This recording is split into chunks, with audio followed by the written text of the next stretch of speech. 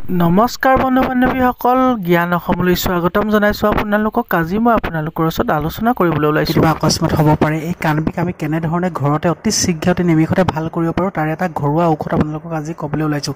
যিহেতু কাণবিষ আমাৰ কেতিয়াবা অকস্মাত হ'ব পাৰে আৰু কাণবিষৰ যিহেতু বহুতো কাৰণ থাকে, যেনেকৈ যদি কাণৰ ভিতৰত যদি আমাৰ কেনেবাকৈ ফোঁহা হয় বা কাণৰ ভিতৰত যদি কেনেবাকৈ আমি দুখ পাওঁ, এনেকুৱা যদি সৰু সুৰা যদি কাণবিষ যদি আপোনাৰ হৈ আছে আৰু যদি খুব অশান্তিৰে যদি আপুনি ভুগি আছে, যে ডাক্তৰৰ ওচৰত নোযোৱাকৈ আপোনালোকে ঘৰতে কেনেকৈ ঠিক কৰিব, যিহেতু ঘৰুৱা ঔষধ হয়, আপোনালোকে সকলোৱে ঘৰতে থাকিব পাৰে। যিবিধ ঔষধৰ কথা ক'ম আপোনালোকে শীঘ্ৰে এনেকৈ যেনেধৰণে ক'ম তেনেধৰণে আনি পেলাই ব্যৱহাৰ কৰি আপোনালোকে অতি শীঘ্ৰে আৰাম পাব পাৰিব।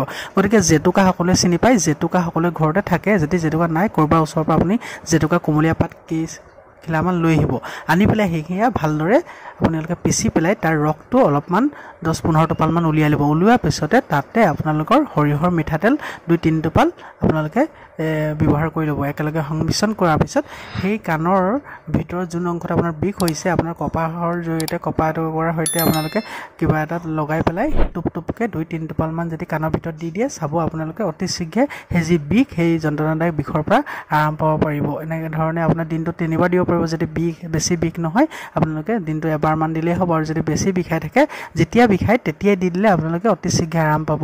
গতিকে আপোনালোকে কেনে পাইছে মোক কমেণ্ট কৰি জনাব পাৰে, আৰু কিবা জানিবলগীয়া থাকিলে মোক কমেণ্ট কৰিব। আজিলৈ ইমানেই আছিলে, ধন্যবাদ।